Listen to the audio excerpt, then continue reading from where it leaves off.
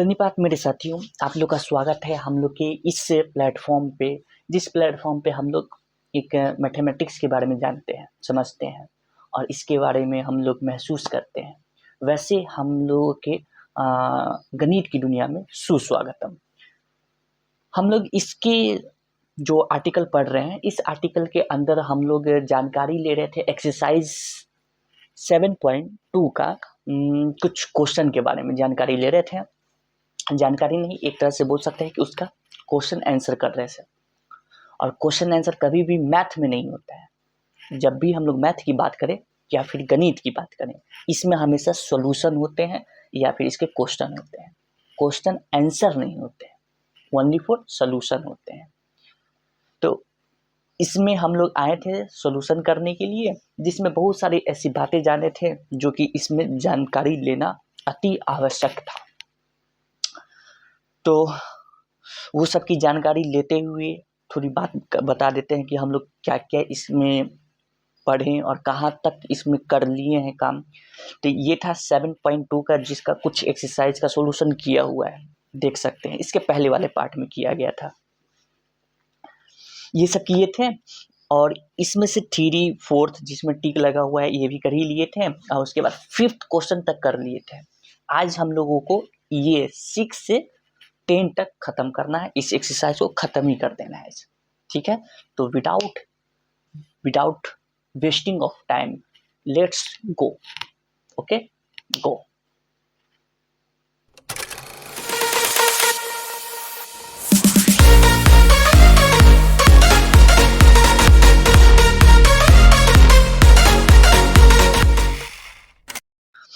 तो मेरे प्यारे साथियों, सब आ गए आप यहाँ पे, ठीक है।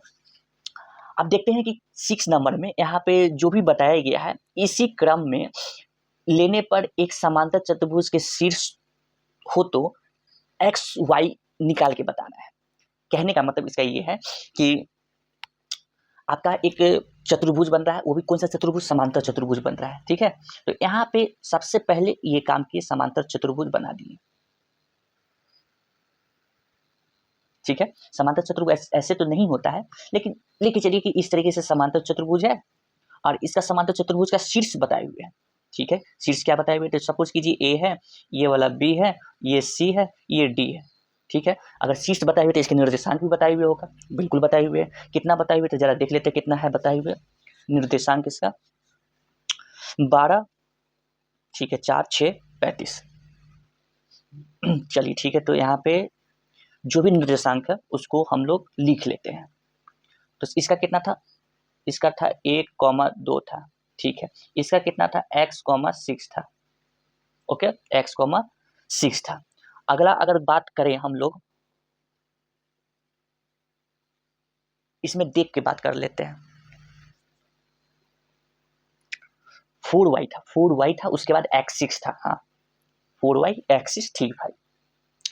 तो थोड़ा मिस्टेक हो गया है, ये जो बीच में ये नहीं था तो इसको हटा दिए। यहाँ था क्या? 4y था, और यहाँ क्या था? यहाँ था x6 था, ओके ओके। और डी में क्या था? 3,5 था, ठीक है। तो इसमें आप देख रहे हैं कि कहीं कहीं x और कहीं कहीं y है, तो ये x और कहीं y, ये जो x यहाँ है और y यहाँ है, इसको निकाल के बताना है।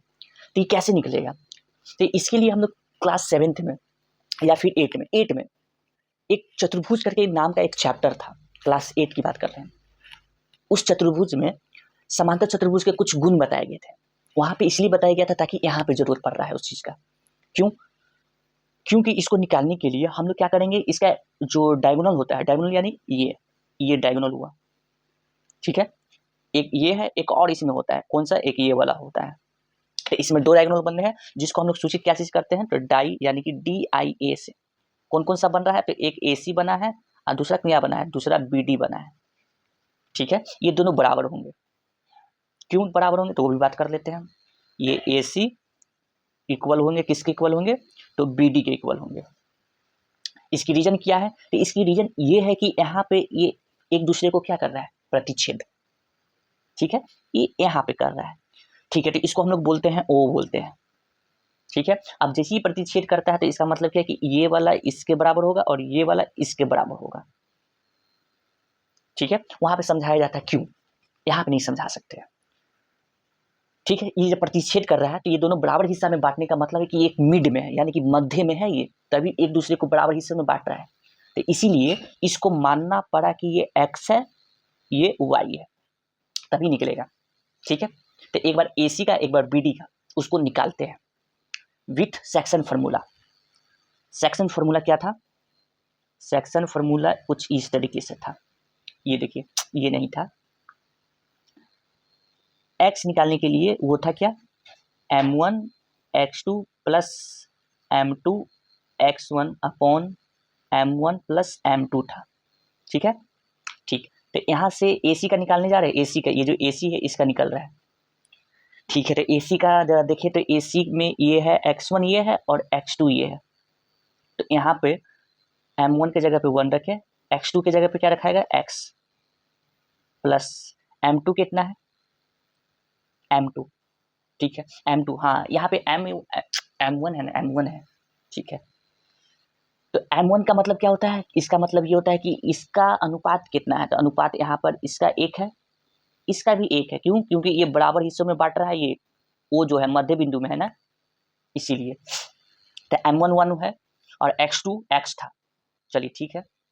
फिर क्या हो गया, प्लस m2 कितना है, m2 भी 1 है, इंटू x1 कितना है, तो 1 है, अपॉन m1 कितना हो जाएगा, 1 हो जाएगा, प्लस m2 कितना हो जाएगा, 1 हो जाएगा। ठीक है, आप इस तरीके से भी निकाल सकते हैं, या फिर आपके पास सीधा सीधा है, मिड पॉइंट थ्योरम भी है। Mid point theorem, mid point theorem क्या बोलता है, तो मिड पॉइंट थ्योरम बोलता है सीधा सीधा ये कि x निकालने के लिए आप x1 प्लस x2 कर दीजिए अपॉन m1 प्लस m2 कर दीजिए, सीधी सीधी बात बोलता है। तो x1 कितना है, तो x1 x है, x1 क्या है, x1 यहाँ पे x है। ठीक है, x2 क्या है, तो x2 यहाँ पे 1 है, अपॉन m1 m2 क्या हो जाएगा, तो m1 हो जाएगा आपका 1 प्लस m2 क्या हो जाएगा, 1 हो जाएगा, है ना, बिल्कुल। तो यहाँ से क्या निकल के आएगा, x, यहाँ से x निकल के आएगा, x की बात करें तो x प्लस 1 अपॉन ये 2 निकल के आएगा, ये x निकला। बात समझ में आया, कोई दिक्कत इसमें? अब y की बारी करते हैं, तो y के लिए भी हम लोग या तो इस तरीके से फॉर्मूला लगा लेंगे ये वाला, नहीं तो इसका भी मिड पॉइंट थ्योरम लग सकता है। तो ये 2 है, ये कितना है, 6 है, तो ये उसको लगा के बना लेते हैं। चलिए, y के लिए क्या लगाने जा रहे हैं, मिड पॉइंट थ्योरम, जो कि बोलता है y1 plus y2 upon m1 plus m2 बोलता है। ठीक है, y1 कितना था, तो जरा देखिए y1 कितना था, यहाँ पे 2 था, या हाँ 2 था और 6 है। ठीक है, 2 है और 6 है, लिखते हैं 2 प्लस 6 अपॉन यहाँ पे क्या हो जाएगा, m1 1 था, m2 कितना था, 1 था, तो यहाँ से y क्या निकलेगा, यहाँ से y निकल के आएगा 6 और 2 8, और ये 1 1 2 निकल के आया, यानी कि y इक्वल टू क्या निकल के आ रहा है, इससे कट कर 4 आया। ओके, ये AC का पार्ट निकला, AC। अब क्या निकालना है, BD निकालेंगे, BD का x और y निकालेंगे। तो उसमें भी लगेगा x निकालने के लिए क्या है, x1 प्लस x2 ये लगेगा, तो x1 और x2 देख लेते क्या है, BD डायगोनल, यानी कि BD डायगोनल अगर देखें तो BD डायगोनल के लिए यहाँ पे ये वाला जो हिस्सा है ये कहाँ चला जाएगा,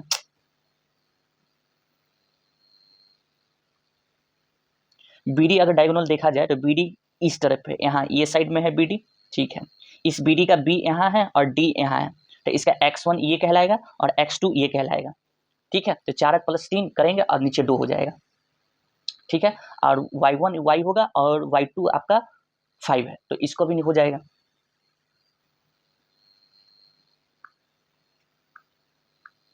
तो x1 कितना था, 4 प्लस इस तरीके से ये था, और नीचे इसका अनुपात 1:1 में था, तो यहाँ से x निकल के क्या आएगा, 4 3 7 अपॉन 2 निकल के आएगा। ठीक है, ये BD का निकल रहा है। y निकालेंगे तो y क्या निकल के आएगा, y अगर निकालेंगे तो y के लिए भी वही y1 प्लस y2 निकल के कुछ इस तरीके से निकल के आएगा, m1 प्लस m2। तो y इक्वल टू में y1 था y प्लस y2 कितना था, 5।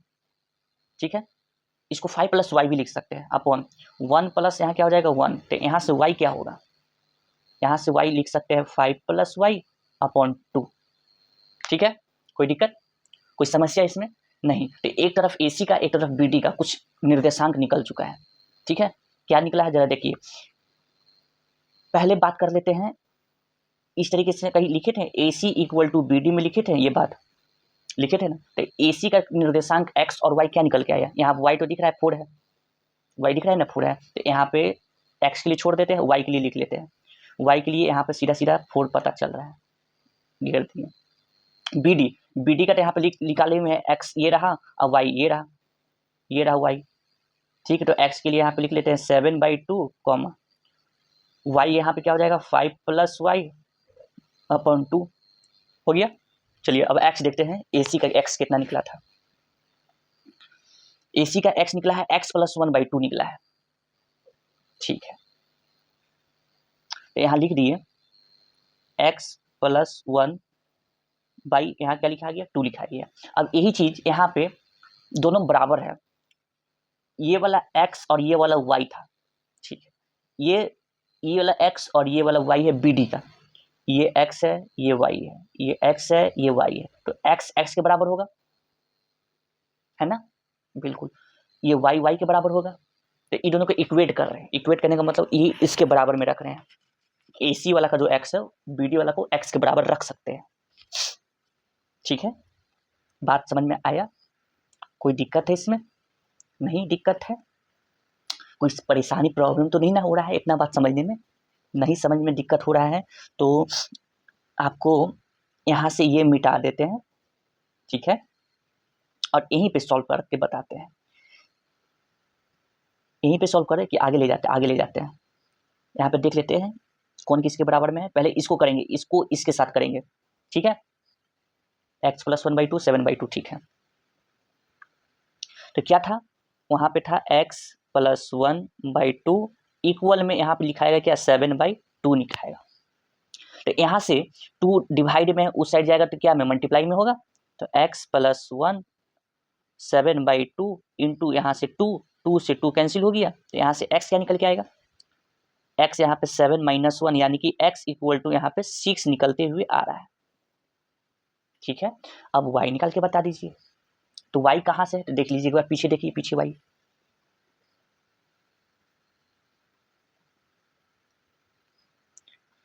y यहाँ पे आप देख सकते होंगे कि 4 के इक्वल में ये है, 5 + y/2 = में 4।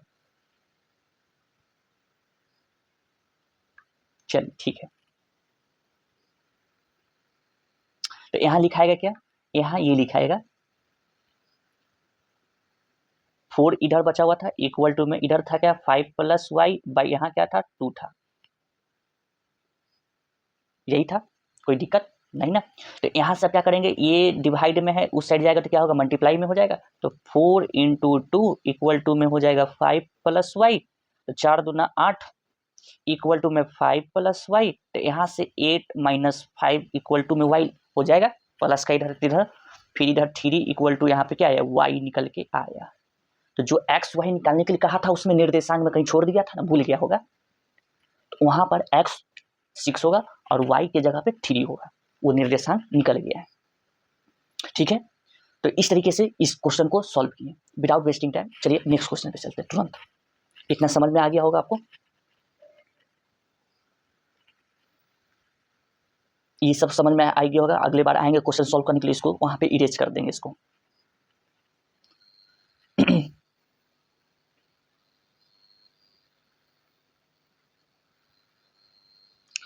नेक्स्ट यहाँ पे आपका कुछ ये है क्वेश्चन के बारे में बताए हुए है, ये 7th नंबर है। 7th नंबर में बोला है कि बिंदु ए के निर्देशांक ज्ञात कीजिए। ठीक है, ए का निर्देशांक निकालना है, यानी कि x, y निकालना है, जहां ए बी वृत्त का व्यास है, ओके, जिसका केंद्र 2 - का 3 है तथा बी निर्देशांक इतना है, यानी कि ये केंद्र बताए हुए है और ये बताए हुए बी बताए हुए है।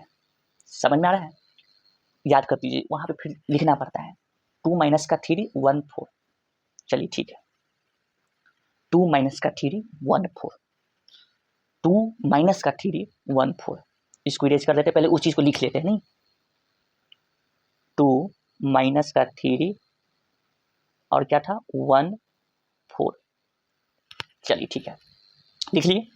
देखिए बोला उसमें ये गया है, समझेंगे, क्योंकि जब तक ये नहीं समझ में आएगा कि किस मतलब बनाना क्या है, तब तक हम लोग कैसे समझेंगे कि कौन सा मसाला डालना है। Got it? तो इसीलिए यहाँ पे सबसे पहले बोला गया है कि वृत्त बनाने के लिए कहा है, तो पहले वृत्त बनाते हैं। चलिए ठीक है, वृत्त है, अच्छा खासा वृत्त नहीं बनेगा तो इसके लिए क्षमा प्रार्थी है। ये वृत्त है, ठीक है। अच्छा, वृत्त का केंद्र होता है ना, हाँ, तो वृत्त का केंद्र होता है तो केंद्र दे दिए, ठीक है। तो वृत्त का केंद्र होता है तो इसका एक व्यास बनाया हुआ है, कुछ इस तरीके से व्यास बोला भी गया है कि व्यास है इसका, ये व्यास है, ये व्यास, ये दो जगह कट कर रहा है, एक इस साइड कट कर रहा है, एक इस साइड कर रहा है, तो इसका नाम आपको ए रखना है। क्यों? उसमें बोले हुए हैं इसीलिए बोल रहे हैं। इसका नाम बी रखना है, क्यों? उसमें बोल दिया गया है कि उसका ए और बी है व्यास का नाम, इसीलिए रख रहे हैं, अपने मर्जी से नहीं रख रहे, ठीक है। केंद्र में कुछ बोला ही नहीं केंद्र का क्या नाम रखना है, तो अपने मर्जी से ओ रख सकते हैं, इसमें एक्स भी रख सकते हैं, जेड भी रख सकते हैं, आपकी मर्जी, कुछ भी रख सकते हैं। अल्फाबेट का लेटर रखना है, वो भी छोटा लेटर, नॉट कैपिटल, ठीक है। तो अधिकतर सब लोग ओ से इसको डिनोट करते हैं, तो मेरा भी मन कर रहा है ओ से डिनोट कर दे, ठीक है। तो उसमें बोला गया है कि ए का जो भी निर्देशांक है तो ये निकालना है, ए का निर्देशांक निकालना है, ए का निकालना है। तो इसके लिए इसका मानना होगा क्या कि एक्स कॉमा वाई है इसका निर्देशांक, ठीक है। जबकि जबकि आपका केंद्र और ओ का, यानी कि केंद्र और बी का निर्देशांक दिए हुए हैं, जो कि यहाँ लिखे हैं। क्या दिए हुए हैं? ओ का निर्देशांक है 2, माइनस का 3, और बी का निर्देशांक बताए हुए हैं 1, 4 बताए हुए हैं, ठीक है। एक बार देख लेते हैं, नहीं तो फिर गड़बड़ हो जाएगा। जिसका केंद्र 2 - 3 है और बी है 1, 4।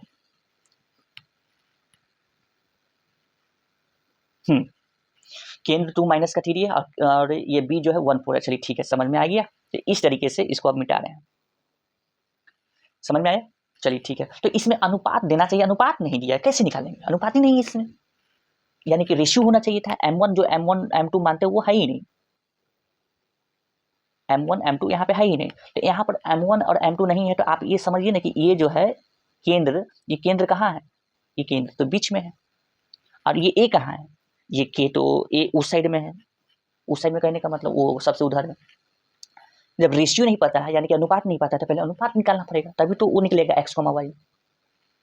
समझ रहे हैं? समझ रहे हैं। तो इसके लिए क्या करना होगा? इसके लिए फिर से वही करना होगा कि यहां से लेके यहां तक का जो होता है वो त्रिज्या यानी कि आर कहलाता है, ठीक है। तो फिर इधर से इधर ये क्या कहलाएगा? ये भी तो आर कहलाएगा ना। तो दोनों समान हिस्सा में बटा हुआ है ना, दोनों समान हिस्सा में, यानी कि केंद्र जो है मध्य बिंदु में है, मिड पॉइंट में। तो इसका मतलब इसके अनुपात को हम लोग 1 ले सकते हैं बिना कुछ सोचे समझे। ये 1 ले सकते हैं इधर वाले को, इधर वाले को भी क्या ले सकते हैं? 1 ले सकते हैं। सही से नहीं लिखा है, ठीक है, अभी भी सही से नहीं लिखा है, इसको पूरा मिटाएंगे। ये 1 हो गया, ठीक है। तो पहले क्या करना है? अब हम लोग ये भी निकाल लिए, क्या निकाल दिए? ये अनुपात निकल गया है, अनुपात भी निकल गया है। तो अब निकालते हैं, क्या निकालना है? एक्स और वाई निकालना है। चलिए ठीक है।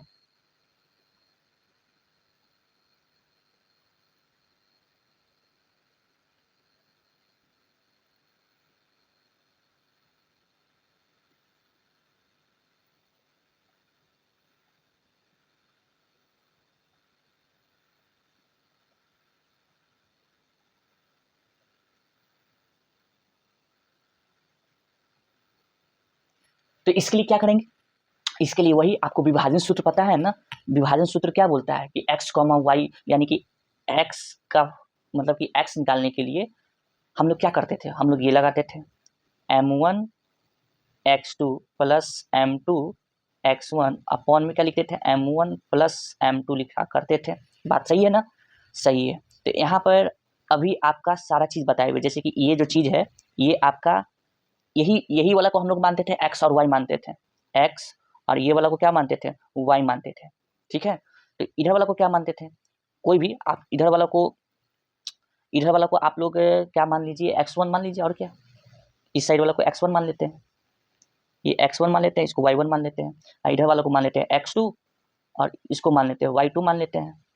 ठीक है, ताकि आपको प्रॉब्लम नहीं हो समझने में। चलिए ठीक है, ठीक। अब इस पे क्या करते हैं, अब इस पे वैल्यू रखते हैं।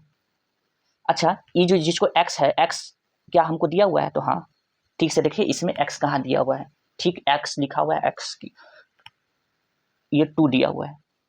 ठीक है, m1 कितना है? 1 है, इंटू x2 कितना है? तो x2 जरा देख सकते हैं, यहाँ पे लिखा हुआ है 1, यहाँ पे दिया हुआ है x2 1 है, प्लस m2 कितना है? 1 है, प्लस x1 कितना है? x1 यहाँ पर x है। ठीक है, यहाँ पे प्लस नहीं इंटू आएगा, ये गलती ना करें, ये गलती ना करें, यहाँ पे इंटू आएगा। ठीक है, नीचे क्या हो जाएगा? 1 + 1 हो जाएगा। ठीक है, तो यहाँ से क्या हो जाएगा? यहाँ से ये निकल के आएगा कि 2 = 2 में गुना करने पर ये 1, इसको करेंगे तो ये हो जाएगा x, और नीचे करेंगे तो ये हो जाएगा 2। ठीक है, फिर यहाँ से इसको करेंगे तो ये 2 इधर जाएगा ना मल्टीप्लाई में, तो 2 × 2 इधर हो जाएगा 1 + x, तो ये 2 जा कितना हो जाएगा? 4 = में 1 + x, ये प्लस का 1 इधर जाएगा तो माइनस का हो जाएगा, इक्वल टू में x, तो x = क्या निकल के आया? 3 निकल के आया, ये x 3 निकल के आया। ठीक है, इस तरह से x निकालें। अब y का भी तो होता है ना, इसी तरीके से निर्देशांक निकालते हैं। तो y अब निकालते हैं। ठीक है, नेक्स्ट पेज पे, तो y = ये कहाँ से आ गया?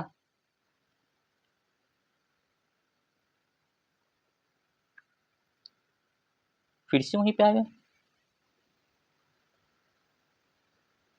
अच्छा, ये वो पीछे वाला का साइड का है नहीं, बात समझ में आया, अब समझ में आया।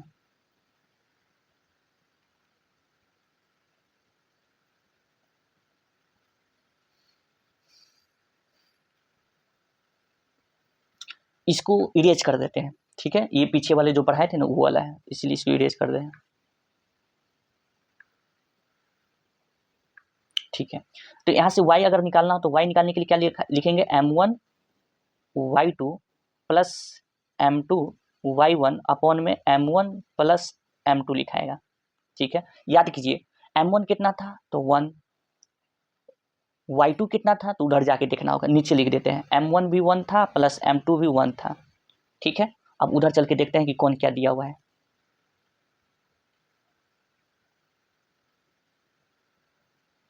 देखिए यहाँ पे y2 ये दिए हुए हैं, y2 यहाँ पे दिए हुए हैं, और y1 यहाँ पे y है। ठीक है, कोई दिक्कत इसमें नहीं। और यहाँ पे सिर्फ और सिर्फ y अगर देखना है तो y यहाँ पे -3 लिखा हुआ है, तो आते हैं उधर लिखते हैं। ठीक है, कितना दिया हुआ था? y2 कितना दिया हुआ था? y2 दिया हुआ था 4, प्लस m2 1 है, इंटू y1 कितना था? तो y1 y था। ठीक है, जो निकालने के लिए बात कह रहे हैं वो है। ठीक है, आप y1 भी ले सकते हैं, जरूरी नहीं है कि y ही लेना है तो लेना है, y भी ले सकते हैं। और ये x, ये जो y है सिर्फ और सिर्फ y, उसको कितना लिखा हुआ था वहाँ पे? -3 दे दिए, -3। अब इसको सॉल्व कर रहे हैं, ये हो जाएगा 4 प्लस ये हो जाएगा y, नीचे हो जाएगा 2, इसको उधर ले जाएंगे तो -6 हो जाएगा, = 4 प्लस ये क्या हो जाएगा? y हो जाएगा। आगे आ जाइए, आगे आने का मतलब क्या? आगे नहीं आना है, इसको सॉल्व करते चलना है आगे। तो अब ये 4 प्लस का है तो उधर जाएगा माइनस का हो जाएगा, तो माइनस का ये 6 है और माइनस का ये 4 है, इक्वल टू में ये y हो जाएगा, तो ये इसको माइनस माइनस प्लस कर देगा, तो माइनस का क्या हो जाएगा? 10, इक्वल टू में y। ये था क्वेश्चन नंबर 7, जो कि हम लोग x और y निकालने के लिए कहा, जो कि निकाल दिए। x निकल के आया 3 आपका, जो a का निर्देशांक निकालने का कहा था, जिसको हम लोग माने क्या माने? x1, y1 माने थे, वो कुछ 3, -10 निकल के दिया। ठीक है, बात समझ में आ गया होगा पूरी अच्छे तरीके से। अगर समझ में आ गया तो हम लोग चलते हैं नेक्स्ट क्वेश्चन पे। अब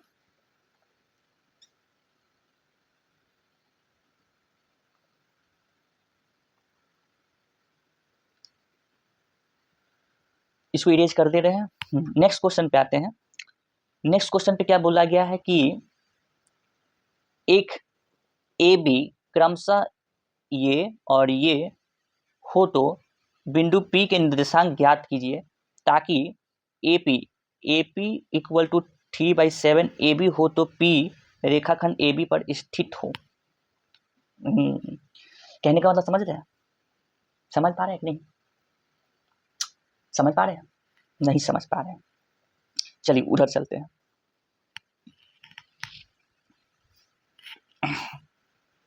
इसको इरेज करें, इरेज कर देते हैं। बोला गया है क्या कि एक ए बी रेखाखंड है, ठीक है, कुछ इस तरीके से, ठीक है। इसका नाम तो समझ रहे हैं कि ए होगा, इसका नाम समझ रहे हैं कि ये बी होगा। ओके ओके, बीच में पी है, कोई पी नाम का बिंदु है कहीं बीच में, बीचों बीच में नहीं है लेकिन कहीं है, बीच ही में है, वो बिंदु पी है। उसको हम लोग मान सकते हैं कि वो x, y पर है, x, y पर है, ठीक है। तो जरा ए का निर्देशांक बताए हुए था उसमें, तो ए का निर्देशांक लिख लेते हैं। कितना था ए का निर्देशांक? देख लेते हैं, भूल गए कितना था। ए का निर्देशांक है -2 यानी कि दोनों -2 है, और बी का है 2 -4, ठीक है। Okay okay okay okay okay, ऐसा बात है। चलिए लिख लेते हैं, -2 था, दूसरा भी -2 था। बी का क्या था? बी का था 2, -4 था, माइनस का शायद 4 था लिखा हुआ। हाँ ठीक है, तो अब क्या करना है? करना यूं है कि मुझे अगर ये पता रहता, क्या इसकी अनुपात जो m1 जो होता है और m2 जो होता है, ये अगर पता रहता ना, बड़े आराम से निकालते हैं। पता ही नहीं है तो क्या करें? लेकिन एक चीज है इसमें, क्या चीज है? ए बी बताए हुए हैं, कुछ ए बी बताए हुए कि ए बी जो है, ए बी ये इक्वल टू है 3/7 करके कुछ लिखे हुए था। पीबी क्या लिखे हुआ था देख लेते हैं। अच्छा एपी, गलती हो गया, एपी जो है 3/7 ए बी का है। अच्छा अच्छा, तो इसको इरेज करके लिख लेते हैं। यहाँ पे एपी जो है वो 3/7 है, किसका? ए बी का है। ओके, कोई दिक्कत इसमें? कोई इसमें दिक्कत नहीं ना हुआ? नहीं हुआ। तो इसमें एक काम करते हैं, क्या काम करते हैं, इस इक्वेशन को थोड़ा बदलते हैं। इस ए बी को उठाकर हटाते हैं, मल्टीप्लाई में उस साइड चल जाएगा डिवाइड में, तो ए पी बाई यहाँ पे क्या होगा? ए बी होगा, इक्वल टू में यहाँ पे क्या होगा? 3 बाई इधर क्या लिखाएगा? 7। अब जरा देखिए ध्यान से, ए पी कितना बता रहा है? 3, और ए बी कितना बता रहा है? 7। ठीक है, ये शॉर्ट ट्रिक बता रहे हैं, लॉन्ग कट नहीं, लॉन्ग कट तो थोड़ा लंबा चल जाएगा, ठीक है, ये शॉर्ट कट बता रहे हैं, शॉर्ट कट ट्रिक है। ए बी कितना दिख रहा है? 7 दिख रहा है, ए पी कितना दिख रहा है? 3 दिख रहा है। तो यहां से पता चल ये गया कि ए बी कहां से कहां तक, यहां से लेकर यहां तक की टोटल मुझे पता चल गया 7 यूनिट पता चल गया है, ठीक है। और एपी भी पता चल गया, एपी यहां से दिख रहा है, तो एपी कितना पता चला? ए यहां से लेकर यहां तक कितना है? 3 यूनिट है यहां तक। अच्छा, तो इसका मतलब ये भी पता चल गया होगा आपको कौन वाला? पी से लेके बी तक, ई कितना हो जाएगा? इतना हिस्सा 4 हो जाएगा। कैसे बता दिए? 7 में से 3 घटाएंगे तो 4 बचेगा ना, तो ये पी भी निकल गया। अब आप सीधा सीधा देख सकते हैं कि m1 आपका 3 होगा और m2 कितना हो जाएगा? 4 हो जाएगा। पता हो गया, तो यहाँ से अब आप निकालिए, x निकालिए आराम से। कौन से फॉर्मूले से? तो वही m1 x2 plus m2 x1 upon m1 plus m2, और y कैसे निकालेंगे? तो y निकालने के लिए वही m1 y2 plus m2 y1 upon m1 plus m2। अब यहाँ पर ये वाले क्वेश्चन को आप स्वयं कीजिएगा, ओके, स्वयं से इस प्रश्न को ट्राई कीजिए, सॉल्व हो जाएगा आपको, कोई इसमें परेशानी वाली दिक्कत नहीं है। इसमें सारा चीज पता है, m1 कितना है, m2 कितना है, x1 और x2 कौन होगा, ठीक है। चलिए ठीक है, अब नेक्स्ट क्वेश्चन पे चले, नेक्स्ट क्वेश्चन पे चलते हैं।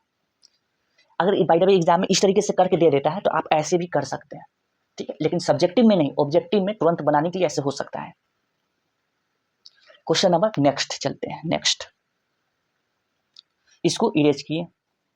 नेक्स्ट क्वेश्चन नंबर 9 है, क्वेश्चन नंबर क्या है? 9th है। 9th में क्या क्या है कि बिंदुओं, एक ये है, एक ये है, को जोड़ने वाले रेखाखंड AB को 4 बराबर भागों में विभाजित करने वाले बिंदु के निर्देशांक ज्ञात कीजिए। ये भी आप बना लेंगे। कैसे बना लेंगे नहीं समझ में, कैसे बना लेंगे, क्योंकि आपको ऐसे बताए हुए हैं। कैसे बताए हुए हैं देखिए, ये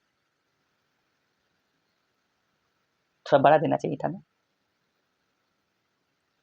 यहां से लेकर यहां तक की समझ के चलिए कि ये आपका AB है, ये वाला A है जो कि कितना बताया है, जो कि बताया है -2, B भी बताए हुए, ये वाला आपका हिस्सा B है, B कितना है 2,8 है।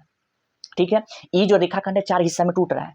कैसे टूट रहा है, 1 खंड, 2 खंड, 3 खंड। ठीक है, मतलब 3 अगर तोड़ेंगे तो ये 4 हिस्सा में अपने आप टूट जाएगा, लेकिन समान है क्योंकि यहाँ पे कहा गया है बराबर भागों में टूट रहा है, इसीलिए इस अनुपात को 1, इस अनुपात को 1, इस अनुपात को 1 और इस अनुपात को क्या ले सकते हैं 1 ले सकते हैं। ठीक है, जहां जहां से टूट रहा है उस सबका नाम दे दीजिए। इसका नाम दे देते हैं P, इसका नाम दे देते हैं Q, इसका नाम दे देते हैं R। ठीक है, तो इस सबका PQR का क्या निकालना है, निर्देशांक निकाल के बताना है। निकल जाएगा, एकदम निकल जाएगा, इजी निकल जाएगा। कैसे निकल जाएगा, अगर P का निकालना होगा तो इतना हिस्सा ये जुड़ जाएगा, इसमें ये 3 कहलाएगा और ये इतना हिस्सा इधर वाला 1 कहलाएगा ये। ठीक है, और यहाँ पर ये वाला हिस्सा P है, तो यहाँ से 1 और 3 के अनुपात लेकर काम चलेगा। तो P निकल जाएगा, फिर Q निकल जाएगा, फिर R निकल जाएगा, इसी तरीके से। तो ये भी आप आराम से बना लेंगे, कोई इसमें परेशानी वाली नहीं है बात, ये भी बन जाएगा। ठीक है, फिर भी कुछ दिक्कत तो रहेंगे तो बाकी के लिए आपके लिए कमेंट है ही करने के लिए, कोई प्रॉब्लम नहीं।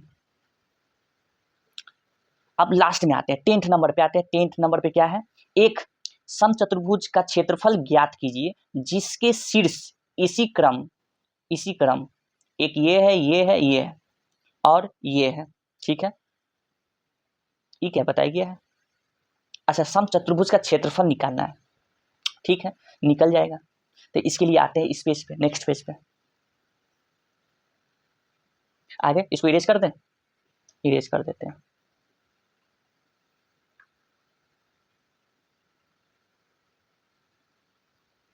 इसको भी इरेज।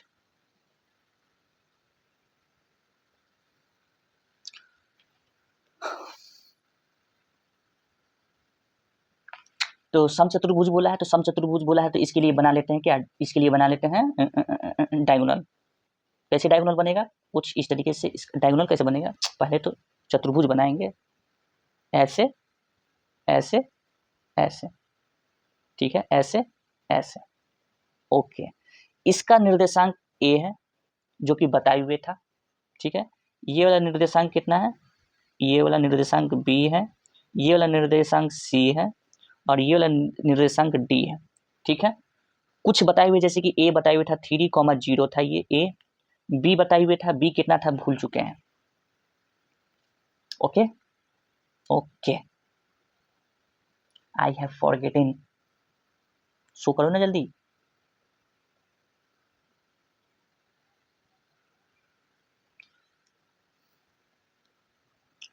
कितना है जरा देख ले कितना है 3,0, 45, उसके बाद कितना माइनस का 1,4 है, माइनस का 1,4 है। ठीक है, 45 माइनस का 1,4, 45 माइनस का 1,4, 45 माइनस का 1,4, 45 माइनस का 1,4। आओ ना जल्दी, कितना लेट करता है आने में सब। हाँ, तो 45 था इसका निर्देशांक।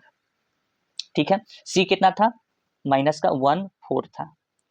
D कितना था, तो माइनस का 2 माइनस का 1 था।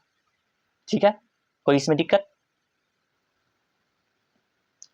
अब क्या करना है, क्या करना है, इसको ठीक से लिख के बताते हैं क्या करना है।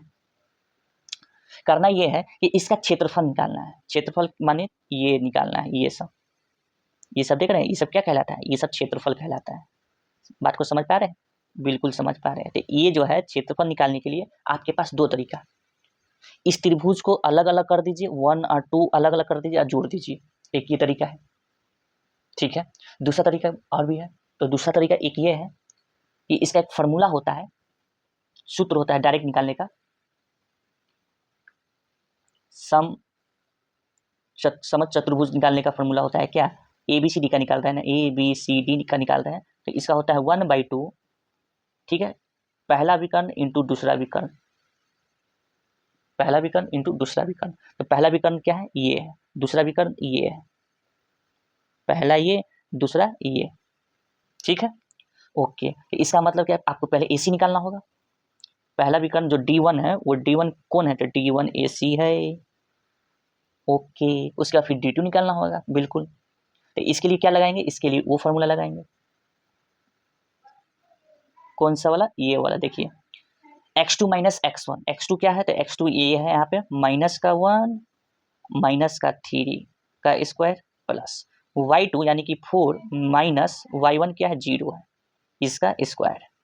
तो क्या निकल के आएगा, ये निकल के आएगा माइनस माइनस यानी कि 16 का 16 हो जाएगा, माइनस माइनस 4 हो जाएगा ना, माइनस का, इसका स्क्वायर करेंगे तो 16, अब प्लस ये क्या हो जाएगा, ये हो जाएगा, ये भी हो जाएगा 16, ठीक है ना, 16 चाचा को 16 हो जाएगा, ठीक है। फिर इसको करेंगे सॉल्व, तो ये हो जाएगा क्या, रूट में 32 हो जाएगा, ठीक है।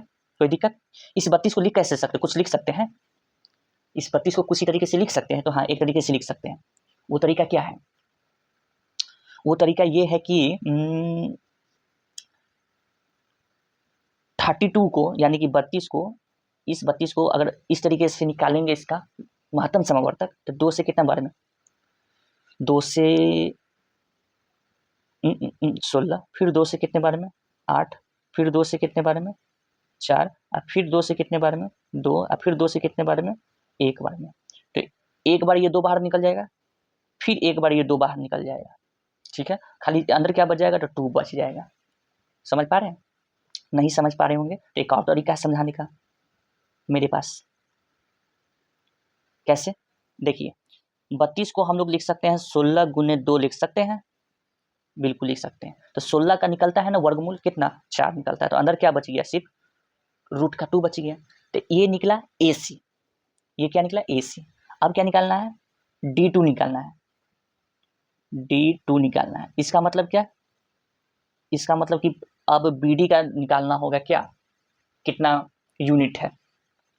तो BD निकालने के लिए क्या लगाएंगे, तो BD लगाने के लिए भी हम लोग वही फॉर्मूला इस तरीके से, x2 माइनस x1 यानी कि x2 ये है, तो ये हो जाएगा माइनस का 2 माइनस ये हो जाएगा कितना 4 हो जाएगा, इसका स्क्वायर प्लस y2 यानी कि माइनस का 1 फिर माइनस का ये क्या हो जाएगा 5 हो जाएगा, इसका स्क्वायर। तो कितना निकल के आएगा, ये कुछ निकल के आना चाहिए, इसको इस तरीके से कर देते हैं, माइनस का 2 और माइनस का 4 6 हो जाएगा, यानी कि रूट का 6 का स्क्वायर हो जाएगा, यानी कि 36। ये भी माइनस माइनस यानी कि 6 हो जाएगा, 6 का स्क्वायर करेंगे तो 36 प्लस में आ जाएगा, ठीक है। 36 36 क्या होता है, 72 होता है। तो 36 36 कितना, 6 6 12 3 3 6 1 7 यानी कि इतना हो जाएगा। 72 को अब क्या करना है, 72 को अब तोड़ना है थोड़ा सा, तो कैसे तोड़ें, कैसे तोड़ें, कैसे तोड़ें, तो इसके लिए फिर से आप SCF निकाल लें, और नहीं तो सीधा ये करिए कि आप 32 को कैसे लिख सकते हैं। तो 32 को मेरे पास लिखने का एक तरीका है इस तरीके से, 32 नहीं 72 है, 72 है ना, तो इसको हम लोग लिख सकते हैं 36 गुने 2 लिख सकते हैं, 36 गुना 72 होता है ना, बिल्कुल। ओके, 36 का निकलता है वर्गमूल, कितना निकलता है, तो 6 निकलता है, अंदर क्या बच गया, रूट का 2 बच गया। तो यहाँ से आपको पता चल रहा होगा कि ये D1 निकला यहाँ से, और ये निकल रहा है D2 निकला, ठीक है। तो अब इसको D1 की जगह पे और D2 की जगह पे रख देना है। ओके, चलिए रख देते हैं, अगला में रखे कि यहीं पे रखें, अगले में रख देते हैं। इसको क्या कर दे, इरेज, चलिए ठीक।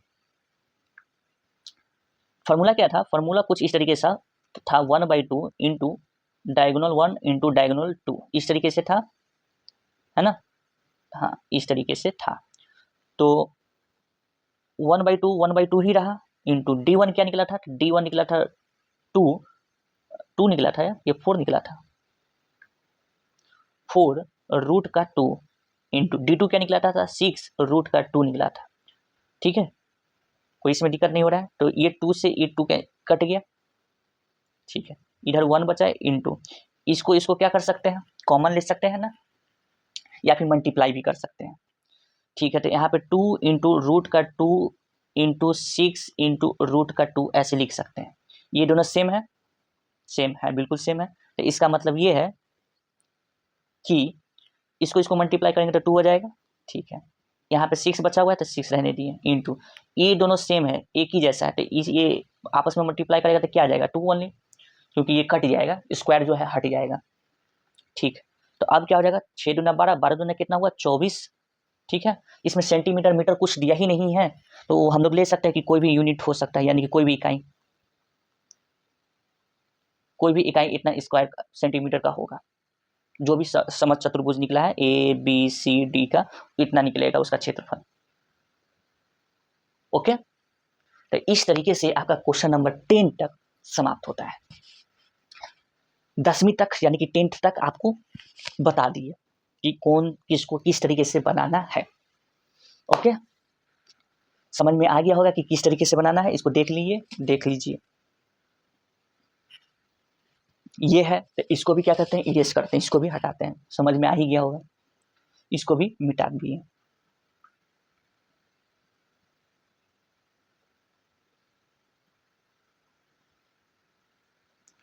तो ये रहा आपका 10th तक जो भी बताना था, आपका 10th तक खत्म हो चुका है। ये द इंड हो गया है, ये हो गया है द इंड हो गया है ये वाला एक्सरसाइज।